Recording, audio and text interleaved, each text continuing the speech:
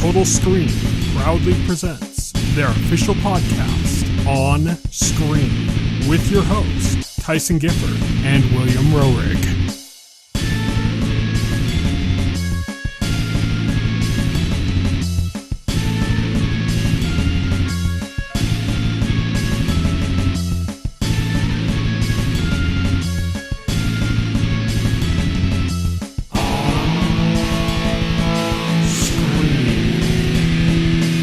Hello, everybody, and welcome to On Screen, the official podcast of the Total Screen. My name is Tyson. My name is Will. And today we are going to be talking about Mega Man, or as Capcom calls it, Pragmata. We're going to be talking about that game in our full spoiler segment. We've also got our typical On the Horizon segment. We've got an On Beat segment where we've got 2 full trailers, and then also some stuff from Dragon Quest Day that happened just earlier today at the time of our recording. So we're going to go over what was revealed there. But let's get started with our On the Horizon segment.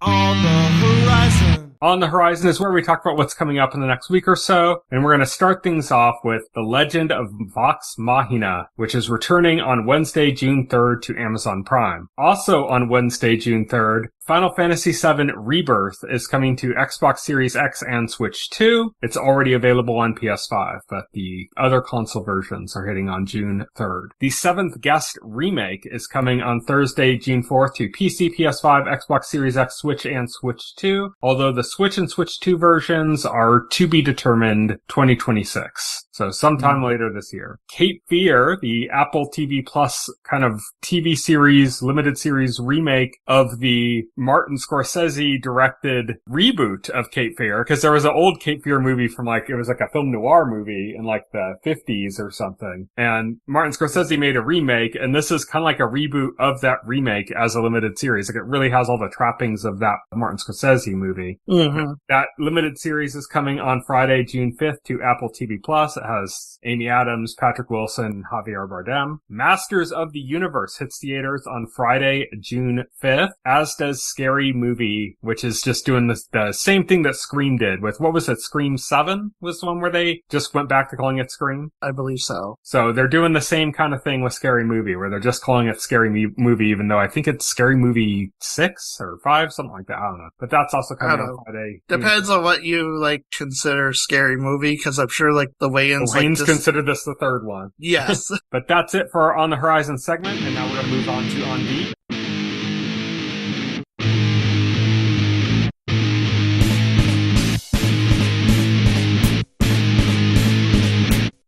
On Beat. First, we've got 2 trailers to go over. We got a new trailer for Vought Rising. It dropped, I don't know, I think the day after we recorded our podcast talking about the final season of The Boys. Yes. It would have been nice if they dropped that right at the end, then we could have added that into the conversation. Yep, but no, they didn't. They're screwing us again. This is the follow-up prequel to The Boys, obviously. This focuses on Soldier Boy and Stormfront and their antics in in the 50s? I think it's the 50s or the 60s, yeah. Yeah, and it looks very much The Boys. Yeah, it looks like The Boys, but like a period specific. Yeah, period specific. Yeah, I don't know. I mean, I'll watch it just because Jensen Ackles I was going to say the exact same thing. As Soldier Boy. I was going to say the exact same thing. I don't really have a lot of interest in watching the show, but then Jensen Ackles is kind of selling it to me. I kind of like the idea that we're seeing a Soldier Boy that kind of wants to prove himself and wants to be a hero. And then we've seen in The Boys what he ends up being. Right, yeah, exactly. So this is kind of like a deconstruction of his character in a sense,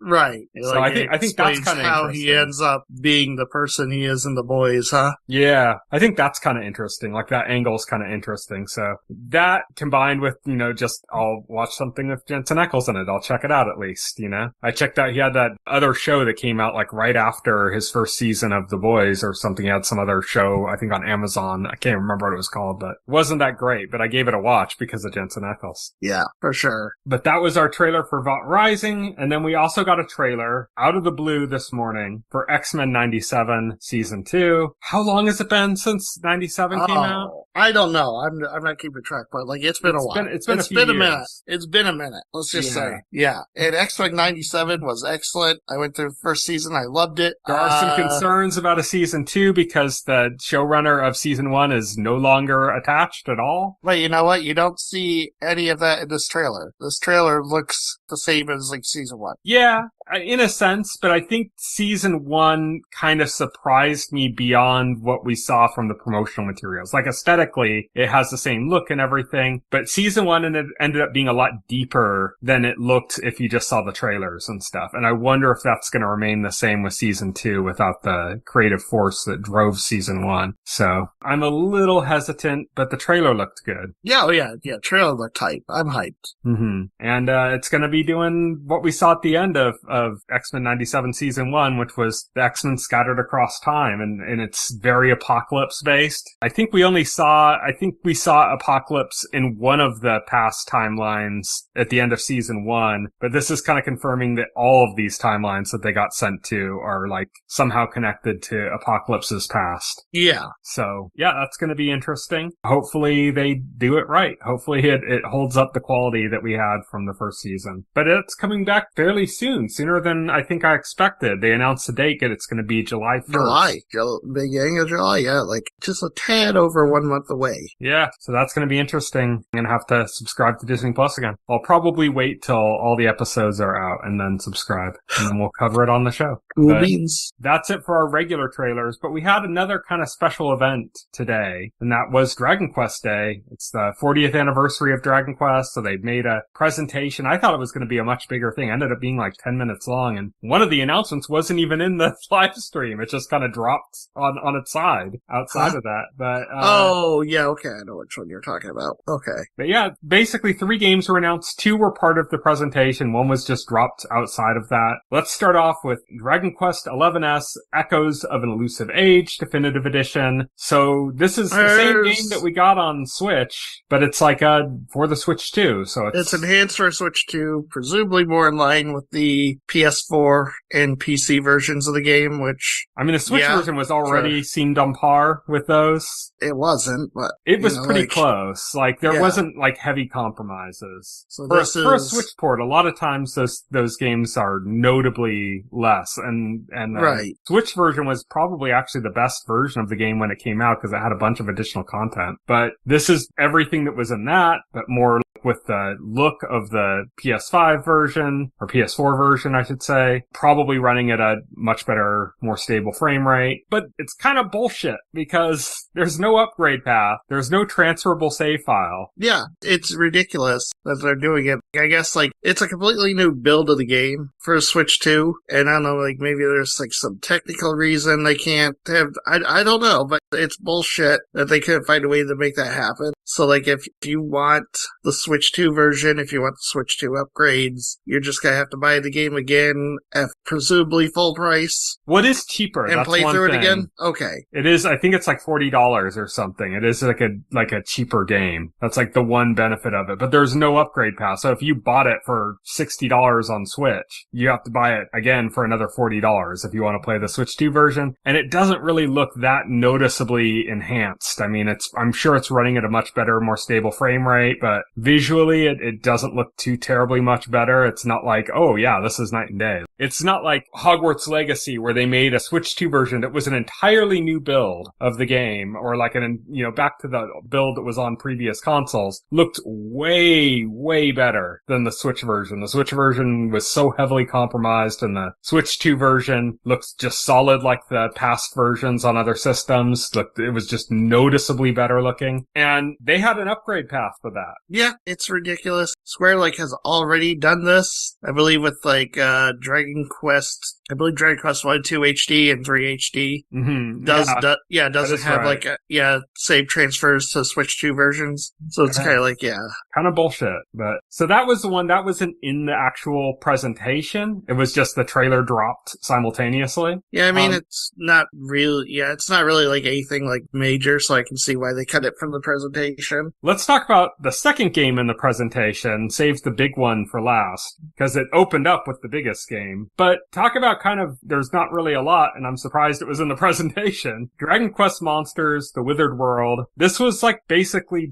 might as well have just been a logo. They didn't show like a gameplay or screenshots, but they showed like the protagonist of the game and like kind of like the concept, like that. Yeah, this is Dragon Quest Monsters, like based off of Dragon Quest V. I don't know. I think it's cool they're doing in our Dragon Quest Monsters game. I think it's cool. It's gonna be on everything. It's coming out relatively soon. Makes it even more surprising that there was nothing of the actual game showing at all. Right. They showed more of Dragon Quest 12 than this, which is... And Dragon Quest 12 had, like, we're getting to that right now. Dragon Quest 12 is still, like, showing, years away. And there's no confirmed platforms for it, either. No confirmed platforms, no release date. The biggest surprise is they said up front that they rebooted development of Dragon Quest 12. Like, this is a new Dragon Quest 12. What they announced years ago no longer applies. They changed the subtitle. The logo looks completely different. Like the whole thing was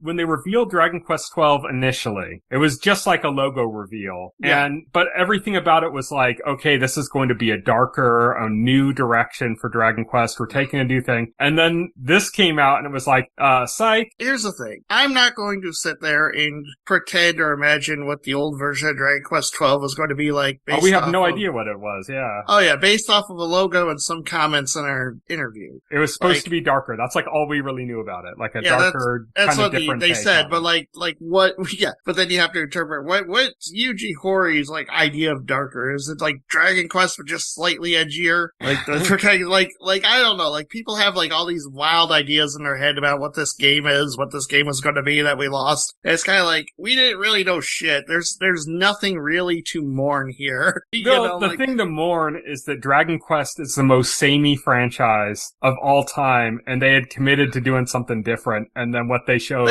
is like just straight up basic bitch Dragon Quest. Did they though?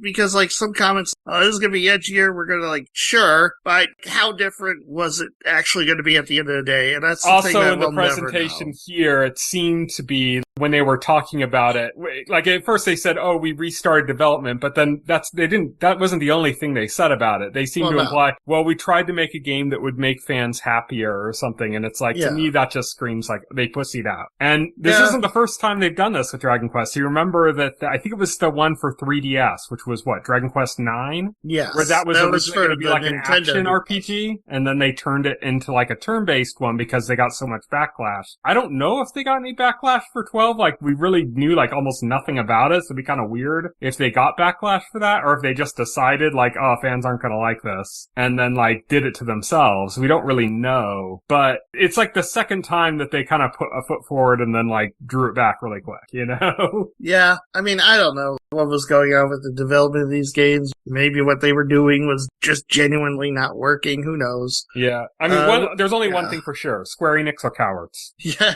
But it's clear that they are not going with an edgier, darker interpretation of the series. Yeah, I mean, even so, like they made several comments. Yuji Horii made several comments about, like, he said something along the lines of, we have a character who is trapped in the world of dreams, but not dark dreams, but light dreams about the best things can happen, or something. And it was like, okay. Yeah, because it went from, what was the original subtitle for Dragon Quest 12 here? Flames of Fate, and it had fire in the logo. And the logo had this kind of like weathered, kind of darker, higher contrast kind of look to it, you know? It was like all fire, the flames of fate, and now it's beyond dreams. Yeah. Beyond your wildest dreams. It was a black background with these orange flames with like sharp edged lines spelling out 12, and everything looked kind of gritty and rough. And then it's like a white background with like a fairy tale castle in the background, and everything's like clean and happy and bubbly looking. It's okay. I have a concern that I'm going to bring up now that you don't agree with me. So if people don't like my take on this, don't lump Will in on this. He doesn't agree with me. You know where to this. Send all your hate comments. I think based on the phrasing of certain things they said when they referred to both Akira Toriyama and his involvement in this project, as well as the composer of the game, both of who passed away. I'm not going to mention the composer's name. I didn't bother writing it down. I'm not going to mention him because he's also kind of like a nationalist asshole too when he was alive. But the way they spoke about it, and specifically it's Yuji Horii said something along the lines of, don't worry, this game is using character designs from Akira Toriyama and music from the traditional composer of the Dragon Quest series. And he said, we'll talk about that later. And to me, that brought up alarm bells for me that they're using generative AI to do this, because this is something that's being done not just in the video game industry, but in the film industry. And every time it happens, that's like the same kind of pussyfooting answer we get of like, oh, we'll talk about it later. Yeah. And to me, like, there's basically three kind of possibilities for, like, Toriyama's art. One is that he made it for the darker game, and it's basically his last work, and now that's being used for this lighter version of the game. Two is he had, like, a whole studio with employees under him, and maybe they did the work, but they're doing it under his name, because at least that's somewhat acceptable because they were hired by him and worked for him, so if they're using his studio, it kind of is, like, in his name, it makes sense. And the third is that they're using AI, generative AI, to create character designs based on his style. I personally think it's not fair to imply they're using AI based on a vague comment and like the situation. I get where you're coming from, but I think making accusations of AI or use is like dangerous and unfair, especially if it comes out and it turns out no AI was used in any of this. Yeah, I'm not right. saying they did use AI. I'm saying like I have a concern. Yeah, and I think that's valid to bring up a concern based on the way something was worded. It's fair. It's just like I'm not going to jump to that conclusion or have those concerns unless something really comes out that's like, oh, okay. I just think it's a little unfair at this point with like so little to go on. That's just my stance. The other thing is, I talked about Akira Toriyama's involvement. The composer passed away a ways before Toriyama did. So his involvement in this game is nil. And so if they're saying, oh, and we used the music from him, then that can only mean two things. Either it's AI or they're using pre-existing compositions. And there's no original music in this game. Right. Or some combination of the two, which would, if they are using AI, I'd imagine they would also be reusing some of his existing work as well. It would only make sense. But yeah, I have concerns about it. I just feel like by the way Yuji Horii was being kind of cagey about things, really seemed to like make that, like tickle that part of my brain that went like, oh, something's off. I don't trust this. I don't like this. But that's just like a hunch. There's no confirmation on that. I just wish they did a better presentation for the 40th anniversary, for them hyping this up before, and then it was like a 10-minute or 9-minute video thing with like 3 games, one of which is kind of just a update for one version of the system. It's not even really enhanced beyond other versions we'd seen already for the game. Another game that is basically a glorified logo reveal, like almost nothing else. And then a game that, I think is kind of like a bit of a cowardly turn, but we don't, like you said, we don't know what that original version of Dragon Quest XII was. It might have just been garbage. It's kind of like we don't know what Metroid Prime 4 was before Retro got it. Right, yeah, exactly. But we don't know. To me, it was kind of a very yucky presentation. Presentation was all right for me. Like, I didn't really have an issue with it. It's like either like you're really excited about the game or the game doesn't look like anything exciting or special. To me, it just looked like a typical Dragon Quest game, which is, I'm sure, like, that's exciting for, like, hardcore Dragon Quest fans, but just, like, looked like, yeah, okay. Yeah, it was a bit of a bummer for me, but that's it for our On Beat segment, and now we're going to move on to our final segment, full spoilers.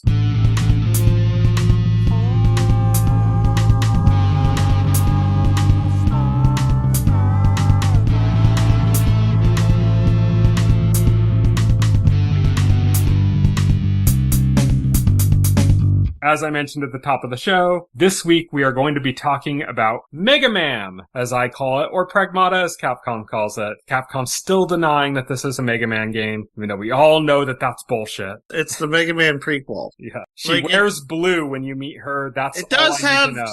It does have similarities, right? Yeah, and there are Easter eggs to it too, and there's also some Easter eggs to just all sorts of Capcom games. There's Easter eggs also. It's sort of like there are similarities. She is a humanoid android created by a professor. A father figure, because she's literally in the image of his daughter, you know? Is literally in the image of his daughter. He created another one that's similar to her. I think that's where the similarities end. There's no Dr. Wily in this.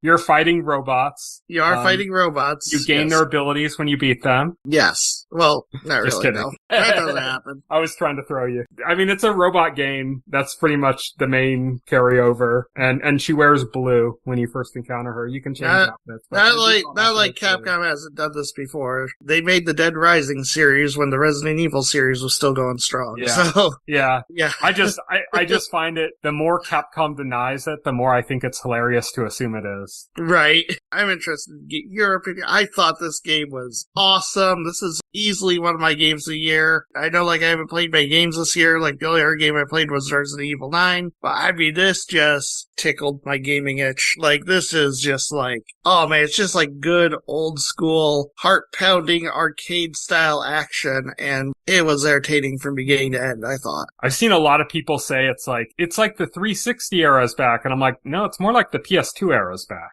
Yeah. This really feels more like a PS2 era game to me than like a 360. Right. I mean, obviously modernized 360 and looks game, great, like, you know? Or like, you know, if you want to get 360, maybe something like, you know, like Vanquish, or like, you know, like a platinum era game. 360.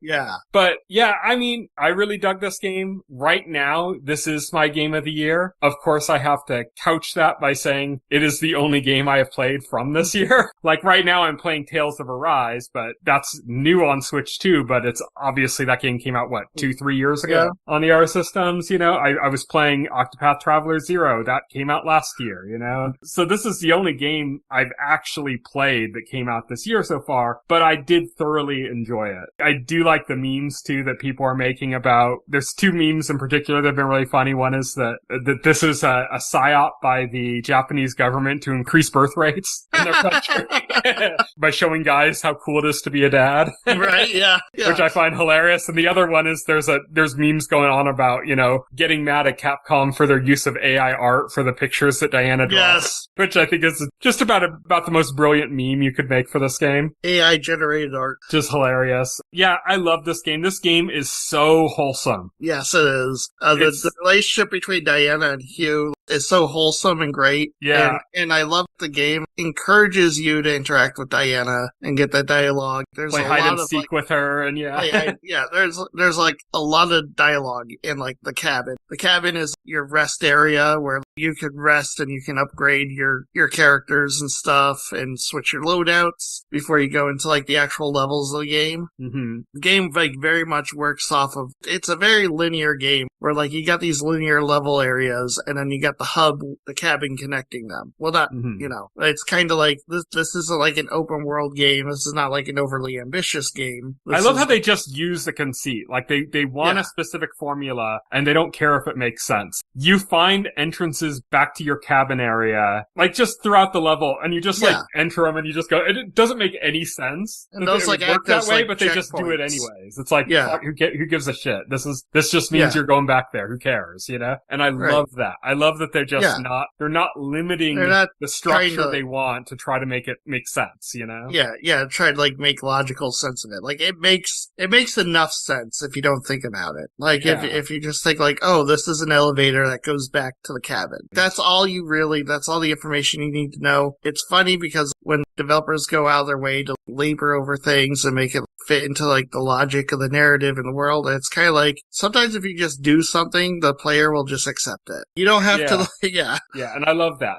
That's something I really enjoy about this game. I love the kind of like split brain gameplay of like hacking and shooting. When I saw the gameplay, I was concerned. I was kind of like, okay, that looks complicated because like everything's happening in real time. You're getting attacked and you got to do this like puzzle in the middle. I'm like, how does that work? And then literally as soon as I picked up the game, as soon as I get into my first encounter and had to do that for the first time, I was able to intuitively and easily do it in an instant. Like I didn't even have to practice with it. It was just, oh wow, okay, no, this is like this is super easy. Okay. Well, the button controls for the hacking, it's very much like Donkey Kong Bonanza. Yeah, putting the hacking controls on the action buttons, it's a lot more intuitive than you think it was going to be. Yeah, like I said, it's a lot like Donkey Kong Bonanza in the sense that like, okay, how do you hit up again? Oh, you hit the button that's high. How do you hit to the side again? Oh, you hit the button to the side. How do you smash down? You hit the button that's pointing down. And it's the exact same thing with the hacking in this. It's like, well, how do you move your cursor up and down and left and right? Well, you hit the buttons that are up and down and left and right. Yeah, exactly. You don't have to think like, oh, is this the X button or the A button? Or if you're on PlayStation, oh, no, is this a triangle button? It's like, no, you put your thumb over the spot and it's where you think it would be. In fact, button prompts are never one time like shown like that in the hacking. Yeah. It just shows you the grid. It doesn't tell you what buttons to press. You just know. You just know what you need to press. They add a suitable amount of depth with the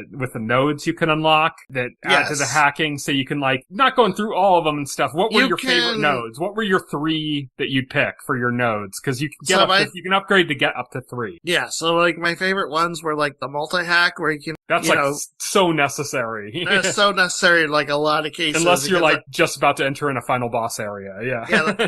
Because that lets you hack multiple enemies at once. The confusion node was like one of my favorites because you can. That's great too. Yeah. Yep, you can get about to attack their friends. You pair that with the multi-hack one too, and it's like, that's just sweet music. That's just sweet music. Yeah, then you got like a whole army of bots just fighting each other, and then like the one that like does extra hacking damage, boost your hacking damage. It's like I'm with you on the first 2. Sometimes I don't use the confusion one. I use the stun one a lot. Yeah, that's a favorite one. That's really good because it pairs up with one of my favorite weapons, which is like the photon laser. Because you do it where you get them stunned, and you pull out the photon laser and just like smash them with that. It's like really good. And then also later on, I started playing around with builds, and I didn't do too terribly much playing around with builds because I found one right away that I like. Because they don't just have nodes that you can get; they have modes too. Yes. And if you get the overheat mode, then you want the node that overheats, that adds overheat. Oh, yeah. I use that one a lot too. The overheat, Definitely that helps a lot. Like that, that really takes down enemies quicker if you can overheat them. And there's a lot of like mods and stuff you can do that increase the rate of overheating, and then you can really nail down some enemies with that. It works very well. Oh, yeah. I already mentioned one of my favorite weapons. What were your favorite weapons? Oh, geez. I forget like the specific weapon name, but like the shotgun one was I think that's called Shockwave or something like that. Yeah. I know what you're talking about. Yeah. Like my favorite weapons were, the Shockwave gun. Yeah, that's it. The Shockwave gun, the Charge Piercer was pretty good. I wasn't like impressed with the homing missiles. I was like, oh, okay, those are like actually weaker than I expected them to be. That was disappointing. Yeah, they weren't too great. They were good in certain challenges. Some of the challenges where they kind of give you that as your weapon, it kind of worked okay, but I found myself going, but like in the regular game, this wouldn't really do that much for me. Right. Oh, yeah. The Riot. I love the Riot Blaster. Yeah, the Riot Blaster was so great. Yeah, because it staggers enemies and knocks them away. It's really good. There's an enemy that I think really only shows up in training modes that will heal other robots. Oh, that's right, attacking them and they heal them, and it's really fucking annoying. And I was like, "What? This is so annoying! I can't fucking get." And I'd be trying to like hack that one and kill that one first, and then there'd always be other enemies that were big, and I'd die, and I'd be like getting up on it. Oh yeah. And then I found out like, oh, I can hit them with the Riot Blaster. Yeah, and it like immediately separates them, and then it gives me a better chance to then hack them and then kill them, and definitely, the Riot Blaster is one of my favorites, for sure. It also does quite a bit of damage, so it's like, it's just all around good. Although with that enemy that heals the other enemies, if it's in the middle of healing an enemy and you hack it, like, you will actually do damage to it and the enemy it's healing. Yeah. It's just sometimes it's hard to, because that enemy, I think, only shows up in the trainings, and almost every time there's one of those, God, what do they call the one robot that's got kind of like the baby face and it crawls around on the ground and shit? And those guys are dangerous. They're like those guys are one of the most annoying enemies in the entire game. Yeah, so when you have like another enemy being attacked and then that thing protecting that enemy, or like, you know, like another flying enemy that's like shooting missiles at you or something, and it's like, it's already annoying to have those two together, but then you have the healing one helping. It's like, fuck, the Riot Blaster like really does a lot to kind of get them away from each other and help with that. What about your bottom? I think they call that, is that the tactical that they call it, the bottom ones? Yeah, the bottom ones, the decoy, the shield. Yeah, the decoy, the shield, and the drones. Yeah, the drones. I love the drones. I didn't use the drones much. I alternate between a decoy and a shield for that. The drones seem to do a pretty good job of also distracting. Yeah. Like, not only do they do some damage, but they can kind of keep a boss like tied up. Like even bosses, they can keep them tied up. It gives you a chance to kind of get away from them and get like a better vantage point. I really like that, but they don't last that long. No, they don't. The drones are pretty short-lived. They die pretty quick. I used it once or twice, but like I was mostly the shield, and then in some situations the decoy. The decoy is really good when you get like those areas with the incinerators. The incinerators, yeah. You just lure all the enemies onto the incinerator with the decoy, and then press the button and watch them all go boom. Man, I think that was one of the most annoying in the challenge modes. So there was one where you had to kill all the enemies with the incinerator, and it's like, God, even using the decoy generator, like there's always like one that's like not taking the bait for some reason. Right. It's like, God damn it, get in there with your friends. Right. Oh yeah, that was kind of annoying. I actually, thankfully, like it did only took me like a couple tries to get that one. I was like, okay, that one was actually like ended up being one of the easier ones for me. I just didn't have luck with it. I would throw the decoy, and the enemy would be right by the decoy, and it would just keep walking towards me, and I'm like, what the fuck are you doing? But man, yeah, those challenges are hard. I liked them at the beginning, and I kind of hated them at the end. I only did the first 10. There's still 20 more challenges. The one that was like the hardest for me of the first 10 was the one with all the enemies and the healing bots, because like... Oh, yeah. And to be fair, to explain to the listeners about the training challenges, is like the training challenges test your skills, and each of them, they have 3 objectives to complete. And if you complete all 3 objectives, you get the perfect, you get the crown next to it. The trick is, like, all 3 objectives have to be completed in the same run. Like, if you complete, like, the objectives, you get, like, an item for completing them, and you get the item the first time you complete them, regardless of if you completed the other objectives in that run. So, like, you get the items, but for, like, the game to register it as, like, perfect, you have to complete them all in the same run. They can't be completed, like, in separate runs. Oddly enough, there are some challenges where if you get all 3 stars, you have to get them all perfect, because like the conditions is like beat it in 100 seconds, and then the next condition for the next one is beat it in 90 seconds or something. Yeah, so exactly. Like, you have to like literally, if you're gonna get the 90-second one, you're also getting the 100-second one, you know? Right, yeah, exactly. Like you have to, whatever's the strictest time limit they give you for an objective, like you have to hit that time limit. So like a lot of them, you have to be freaking pitch perfect. Out of the first 10, 2 hardest for me was the one with like all the enemies and the healing things, because you had to kill every enemy within a certain time limit, and that was extremely difficult to do. Yeah, that one you kind of need the Riot Blaster, like I mentioned. Like, yeah, and that's what I used, and like, I just barely made it. In my last tip, I just seconds away from missing the time limit. That's also where I discovered enemies having certain abilities that I'd never seen them use before. Yeah. Like the one that looks like a big baby or whatever can shoot a laser blade. Like I never saw that in the game. I only saw that in the training. It was like, shit. Oh, yeah. And then like, the other one I really struggled with was the one where you had to get to an objective within like a certain time period, and there were all the moving platforms, and you start out like... Oh, and they move fast, and they have that material where you can't cling to them, so if you don't like land on them perfectly or whatever, they just knock you off. Yes.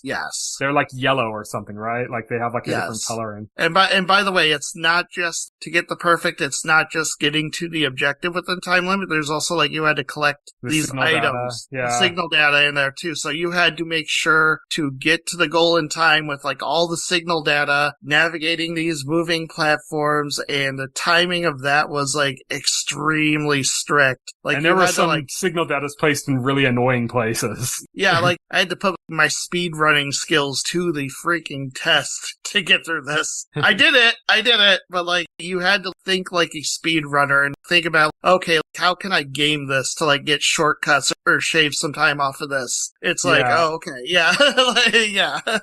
Yeah, that one was frustrating. I got perfect on a few of them, but I gave up on trying to get perfect on all of them. I gave up on trying to get all the objectives on some of them because it was like, I just really wanted the cabin coins. That's what I really wanted. Right. Oh yeah, because of the bingo. But I will say like they're tough. Again, it's like it's optional content, which is fine, but like also like it's good that it's like hard because I like crap like that. I like to be challenged like that. And they're bite-sized too, so it's not like... I just wish that they hid the more useless stuff behind the really hard conditions. Right. You know, like just finishing it should have been a cabin coin on every single challenge. Right. And it isn't. Like it is for like the first like 4 or something. And then after that, it's like, oh no, if you want the cabin coin, you have to like beat it in 10 seconds or, you know, like something that's like just ridiculous, absurd. Or the one you mentioned where you have to get the signal data, which is by far the hardest thing to do in that training thing. Cause like some of them are placed in really weird, hard to reach locations and you're doing it in a time limit too. And those ones are brutal. And that's the one that the cabin coin's locked on. And it's like, God damn it. It's like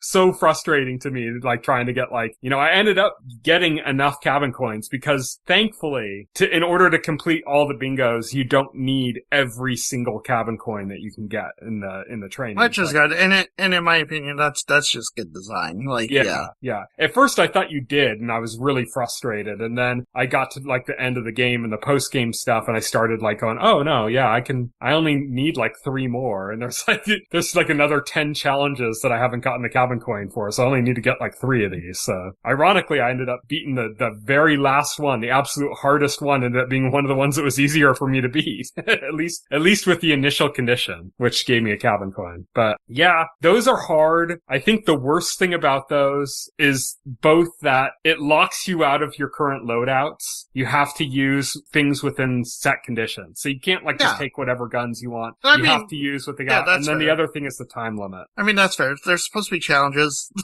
Yeah, you're supposed to work within the parameters that they give you, which is fine. That's why I far preferred, I'm not going to talk too much about the post-game mode. You did a little bit of it, but I really like the post-game challenges because they're hard, but there's no time limit and you can take your load out. Right. I much prefer those. Like, I actually really enjoyed all of those. Even the ones that were like kind of annoying and were giving me a hard time, I still really liked those. Whereas some of the trainings, I was just like, I never want to see you again. But yeah, those were kind of like a different thing that was kind of cool. Typical Capcom style, got some big epic boss fights. I think the second area's boss fight is probably the most notably as far as like a massive enemy goes. Yeah, like when I got to the boss of like the second area, I was kind of like, okay, how do I do this? Then you start, it's immediately apparent and you're kind of like, oh, okay, that's how I do this. Yeah, the little like elevator things or whatever to get up to the top layers and stuff was like, that's kind of cool little design. Yeah, that's a cool little design. Yeah, they got some cool bosses in here. Capcom is definitely putting all the skills that they know to like bear in this. It's got the typical boss. It's got the Resident Evil thing of like the main villain like morphing into this abomination at the end boss fight. And then it's got the bonus thing where you're fighting this big creature. It's more of a set piece than a boss fight though. Yeah. It's kind of a QTE almost. Yeah, exactly. Which it was cool though. It was kind of like, cause I had a hard time beating the boss and then that started going, I'm like, oh, come on, man. And then I realized like, oh no, this is easy. This isn't. I was glad like the last boss to have like a second phase or like, because I was totally expecting to like beat like the last boss and the boss will get back up and like go into phase 2 and be harder and like that doesn't happen, which I'm like, oh, okay, that's good. Yeah, definitely. I really like that every weapon, every node, and every mode is is unique. Nothing feels like a repeat. In a lot of games there's basically like 3 kinds of guns in a lot of games, and then there's like 100 guns in the game. And they're all just like different variations of the same shit, you know? But in this game, every single thing you get is kind of a unique thing. It has like its own feel, its own use cases, its own little quirks and characteristics. You know, we talk about, I love the fucking photon laser. I hated the charge thing. That you like that one, but I hated that one. I just hated like charging up and trying to line the shot. I really liked the charge up on the laser though, where it takes a second to get going, but once it goes, it's like a constant stream. Yeah, that one's pretty cool. It's just annoying that you have to charge it up, and it's kind of hard. It's so good for when constantly like moving. It's so good when you do like a stun node or use like override though. Yes. And it's like, oh, you got them override now. Their weak spots sticking out. It's like switch to the photon laser. It's one of those weapons that it's good if you can land it, but it's like really hard to land. Yeah, unless you're like using specific hacks. Like it's definitely like you definitely, if you're planning on using that, you would definitely have to customize your loadout to support it. Mm-hmm. It's one of those weapons. There's that one enemy that has like the 4 big shields in front of it. That one can be a pain in the ass if there's other fast enemies with it at the same time. And I found a combination of using the confuse node and then the photon laser like work really well on that, because those shields basically stop you from hacking him, make it really, and it's hard to get them down when there's like another enemy that's fast that's coming after you. It's hard to like get those shields down. But one way you can do it really well is you do confuse with multi-hack, get all the enemies into that so they're like basically attacking each other, and then wipe out his shields entirely with the photon laser. And then just start like taking them out. You know, it's like, it's a really good way to do it. That's one thing I really liked about this game, is that you could kind of form strategies. You could go like, okay, well, this healer robot's gonna heal this guy, so if I use the riot blaster, it separates them, and then I can take out that one guy. It's like, and every weapon feels distinct enough that like you can really get something out of that. Like I mentioned some of the ones I didn't like as much. One of them was one of the ones that you liked. Other ones that I've heard you say you didn't like that I also didn't like, I've seen other people online say that that's like their favorite. Oh yeah, like I'm sure like if I experimented with weapons more, like maybe, but like I hated the sticky bombs and the code generator. Yeah, like I barely used the sticky bombs. Yeah, I hated those. I've seen some people say that that's like by far the best weapons in the game or something, and I'm like, okay, like that's cool to me. I like that, like it allows you to play the game kind of in your own way. You can be more hacking forward, you can be more gunplay forward, you can be more like about precision, or you can be more about just hitting hard when you get a chance. You can kind of like choose your play style, and in some ways the game kind of limits you, kind of goes like, okay, these are the conditions we're going to put you in so that you have to fight in a certain way, but it's just flexible enough that you can kind of like express your own gameplay style. Right. Oh yeah, absolutely. Like I said, it's a very fun arcade style game, and we don't get a lot of games like this anymore. We don't get games that like are expressly like arcade style. Like they say it's old school game design, and it's kind of like, yeah, because this is for the era of arcade style game design where like the games are meant to be difficult and fast and frenetic. I can easily envision this as like putting a quarter in and doing like some battles, like doing the training missions or something. Yeah. It's kind of like that. And yeah, and games these days are more worried about being cinematic, being like open world. Like that's the whole thing. Oh, it's this open world also cinematic having like experience. A really gritty protagonist where we have this like very wholesome fatherly figure in this one. That's like, I love that. I love that so much. I love all the interactions between Hugh and Diana, you know? Another aspect of this game that I think we need to get into spoilers now. I'm not going to talk about the post-game stuff because Will hasn't finished that. There's just a fair warning. There isn't a lot of stuff locked behind that. It's more like items and stuff you get. There's like a tiny scene, but I'm not going to get into that at all. But I think we should talk like kind of story and spoilers about like what happens in this game and how it progresses. Basically, your main character, Hugh, arrives with a group of others to fix the station. They got like a distress call or whatever. Not like a distress call like, oh, there's a bunch of stuff that's wrong, but like a repair call, basically. They show up at the moon base. Nobody's there to greet them. And then like a moon moonquake happens and everything goes awry and the security system IDIS starts like basically trying to kill you. Yes. And your whole party, the whole group you're with gets wiped. Yeah, like everyone gets wiped and then you go around and you find out like everybody else is dead. There's not a living soul on this, moon base. And you get saved anymore. by a little girl who turns out to be a little robot girl named Diana, or Hugh names her Diana. Her name is DI03367. It's good thing you memorized that. I didn't memorize it, put it in the show notes, but 0010011100111. But the last two digits of her code are 67. You notice that? I notice, yeah. Yeah, and she finds you, and then it kind of becomes like a weird, like, father simulator. I actually heard some people joke that Capcom did, Resident Evil 9 was like a mother simulator. Not for the Leon parts, but for the Grace parts, I guess. Oh yeah, because Grace and like Emily, although the whole thing with Emily and Resident Evil 9 is like very short-lived. But yeah, I've been seeing like cute memes of Grace and Emily and Hugh and Diana having a play date together. That's really funny. And yeah. So it's kind of funny that Capcom had these security guards. And this is also, it's on the RE engine. It's the guy that directed this game previously worked on the Resident Evil team. So there's a lot of RE DNA in this. Yes, there is. But it is its own thing at the same time. But there's this weird parallel with like the mother sim, father sim. And then they have another game coming out this year, the new Onimusha. And it's like, is this going to be Unk Sim? This is going to be Unk Sim, yeah.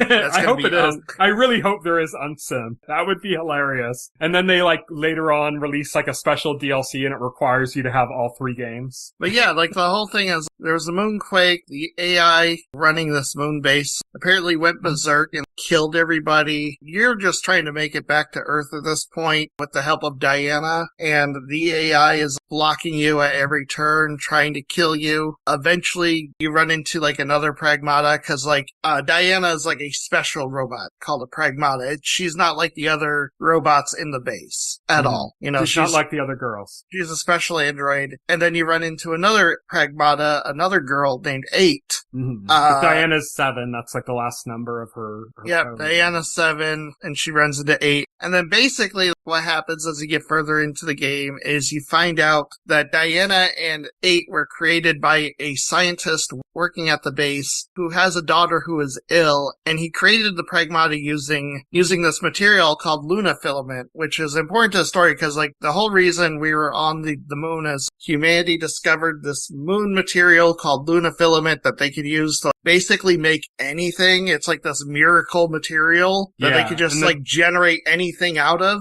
And the whole moon base is like a giant 3D printer. Yeah, exactly. It's using this material to 3D print everything from robots to like buildings to like an entire facsimile of a portion of New York. Yeah, including taxis and including everything, even like organic things like trees. Yeah. It's kind of like insane, and that's why they're there. And he used this Luna filament to create these Pragmata. He created 7, Diana, and the idea was he was going to use them as models to work on a cure for the disease his daughter is suffering from back on Earth. His daughter is back on Earth. She's not on the moon with him, to clarify. Yeah. So Diana and 8 are both based on his daughter. Like they look like her. 8's like her at a slightly older age. She has like a different hairstyle and stuff. That's just like it's a copy of her at a different point in her life. Apparently you find out like the experiments that he was running, like they didn't work on Diana, or like something went wrong, and so he created 8 as a slightly older version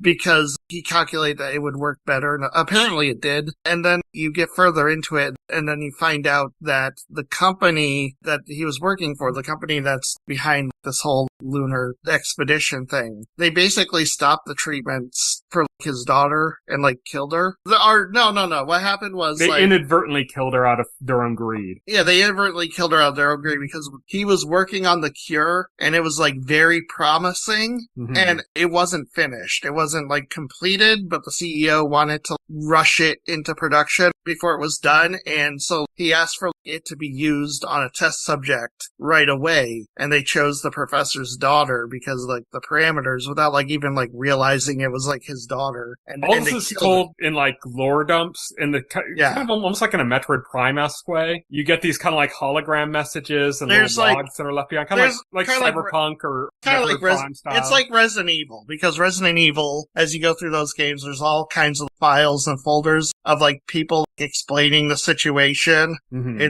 You'll get a file. It's like, oh, my boss asked me to do this, but he was acting a little funny. And I also noticed Steve was acting a little funny today too. And then the next page is like, Steve just tried to kill me. I don't know what's happening. It was hilarious. Yeah, it was hilarious. They explain like the lore and these things, so it's the exact same as in like the Resident Evil games. They have like all these files spread out.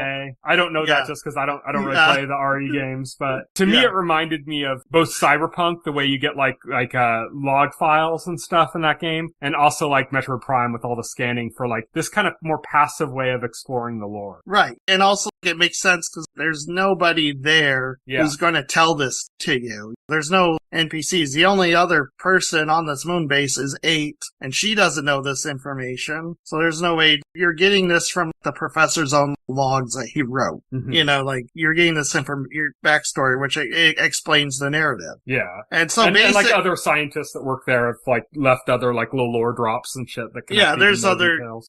And so basically, because the company killed the professor's daughter that he was trying to cure, he lost all hope, and he fell into like deep despair. There's like holograms of him like basically having panic attacks and exactly. He went into despair and he basically gave up on life and everything. I guess like he became bitter and hateful, and he passed on this bitterness to 8. And the Luna filament can become corrupted. Dead filament, they call it. Yeah. Dead filament, which is destructive. And so like 8 took it on as her mission to send all this dead filament to the Earth to destroy it, I guess. Yeah, that's like her end goal. Basically, she's the main villain of the game. Yeah, she turns out to be the main villain of the game. She turns out to not be your friend. Yeah. And so basically, the objective becomes not just like getting back to Earth, but stopping 8 from infecting the Earth with the dead filament. And then getting back to Earth. So the dead filament can like take over robots and make them a bit more monstrous and stuff. It adds like new wrinkles to the gameplay mechanics on how to take them out. But it also can infect living things. And when it infects living things, they can't be healed. Because like if you get rid of the dead filament, like the original tissue's gone. And so that becomes a point where Diane, as she's getting closer to Hugh, ends up kind of like sacrificing herself for him. He ends up saving her and doesn't kind of reveal to her once they find out like 8's the bad guy and everything like that he's actually infected with the dead filament. And so there's a certain point about, I don't know, 3/4 of the way through the game where you know Hugh's not getting out of this. Diana doesn't know that, but Hugh does, you know? And so that kind of becomes part of the story where it's like, you're still taking care of Diana. You're still having these wholesome moments with her. Right. You're still like promising to go to like the beach with her and look at birds with her and stuff like that. Hugh's objective just becomes getting Diana to Earth. Yeah. Because and I love the way they kind of don't oversell certain things. Like at the very end of the game, even when you go into like, you find a cargo ship to head to Earth, you know, and Diana's all like, oh, it's a cargo ship. And she gets in and then like Hugh kind of glances and you can see it says like not for human transfer on it, you know, but it's not pointed out. He doesn't like say anything. It's like you just see it. It's just there. So I kind of dug that. I dug the way it kind of would, cause you already knew he wouldn't be able to make it back, but it's just it's hitting you. It's like hammering that point on you, you know, at that moment. Yeah. Oh yeah. It's a very emotional, very sad moment when he tells her like, this is where we part ways, and then sends her back to Earth as he drifts off into space. You know, she silently screamed dad. Yeah. Oh God, heartbreaking. And then we see her on the beach looking up at the moon. It's a sad ending. It's happy because like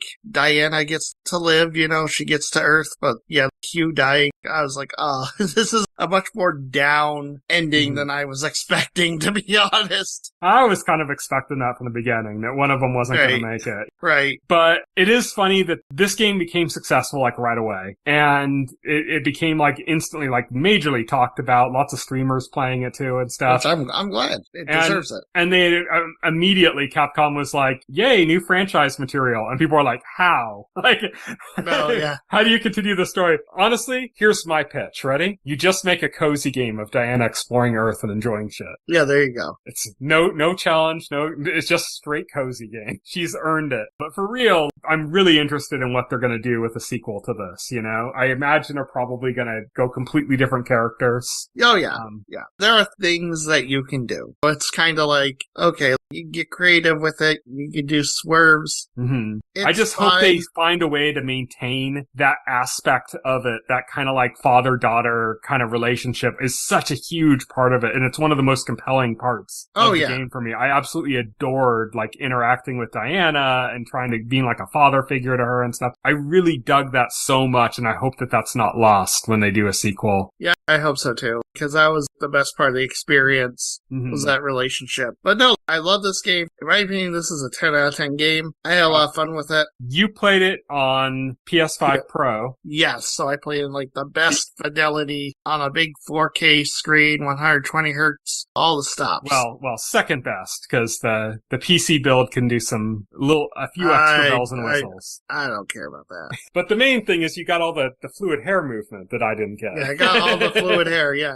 Especially apparent like at the end when she's like standing on the beach. You see the strands of hair, you see the hair technology that Capcom has worked so hard on. I played it on Switch 2. I absolutely loved it on Switch 2. As far as downsides go, by far the biggest downside is the hair. The hair is card-based when you're playing it on Switch 2, where it's strand-based when you're playing it on basically everything else. Right. That's like the biggest downer, is that like, you know, if you jump up with you, like Diana's hair kind of like flutters back, you know, flutters up and then back down and stuff. It looks really natural. It looks really beautiful. That doesn't really happen when you're playing it on Switch 2 because it's basically just static. It's like a static world or whatever. Right, yeah. Because it's card-based hair. Like, you know, the older than RE9 Resident Evil games also use like card-based hair, you know? It doesn't move as much and stuff. But that's like the biggest downer, the biggest down from it. The other thing is the frame rate's a little bit inconsistent on Switch 2, but it never got in the way. Like there's a few moments where like you'd walk into a brand new area and there aren't any enemies yet or anything, so it doesn't get in your way. But you walk into a new area and it's like, oh, okay, it's stuttering a little. But then it's resolved by the time you actually reach any combat or anything. So from the Switch 2 experience, it's fine. Like it works great. It still looks very beautiful. It just doesn't look as beautiful. Right. Yeah, glad to hear that.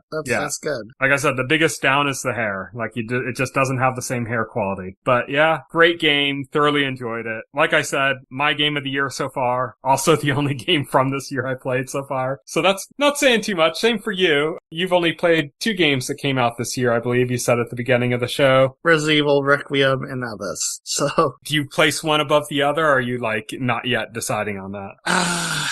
They're both amazing experiences. I think Pragmata I like better. Yeah, it's new too. I think that might be part of it. It's a new thing, you know? Right, yeah, exactly. Yeah, definitely thoroughly enjoyed Pragmata. I'm really excited to see what they do with this as a franchise, if they make more entries and stuff. It might take a long time because this game took a long time to come out, but hopefully they can kind of get together and work it out in a way that makes sense. Because this also has a lot of RE DNA, almost all the modern RE games have like DLC, like story campaigns, right? Yeah. So maybe we'll get something like that. Maybe that'll hold us over for like the 8 years it takes for a sequel to this to come out. That would be nice. But that's it for our topic this week. Next week, we are finally going to be getting to Send Help. We promised to do that like a month ago, I think. Ended up being a little premature. I made a mistake. I thought it was available, and it turns out it wasn't available yet. They just put up a profile on the streaming service, which is Hulu, for the movie, but it wasn't yet available to watch. Well, now it is, so we'll be talking about that next week. We'll also be covering probably whatever ends up being exciting from Sony's State of Play in our news segment. That's going to be a part of next week's podcast, I'm sure, as well. Anything we find too terribly interesting there. If it ends up being too big of a deal where we can't really fit it all in, we might end up delaying Send Help another week or another 2 weeks if there's a Nintendo Direct after that. Unfortunately, Send Help is kind of in limbo a little bit, but our plan plan right now is to talk about the Sony State of Play and send help next week. Like I said, that could change, but that's our plan right now. So if you want to stay tuned with us and enjoy that conversation, then watch Send Help. It's currently on Hulu. Until then, you can follow me on Blue Sky and Twitter. I'm at Tyson Gifford. You can follow Will on those platforms. He is at Foxel Hero. You can check out our website, thetotallscreen.blogspot.com. If you go to our website and open up a container story for any of our podcast episodes and scroll down to the bottom paragraph, you'll find all the relevant links to our SoundCloud page, our RSS feed, our YouTube channel, all that stuff's there. You can also subscribe to this podcast to your favorite podcast client of choice, like Apple Podcasts or Pocket Casts, and the entire backlog of this podcast, as well as additional content, is available on our YouTube channel, which again you can find by going to our website, opening up a container story for any of the podcast episodes, and scrolling down to the bottom paragraph. So you can find that there.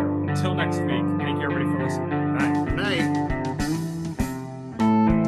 Thank you for listening to the OnScreen podcast, the official podcast of The Total Screen. Visit our website at thetotalscreen.com. This podcast can be found on any major podcast client, including Pocket Cast and Apple Podcast. The entire backlog of this podcast and other content can be found on our YouTube channel.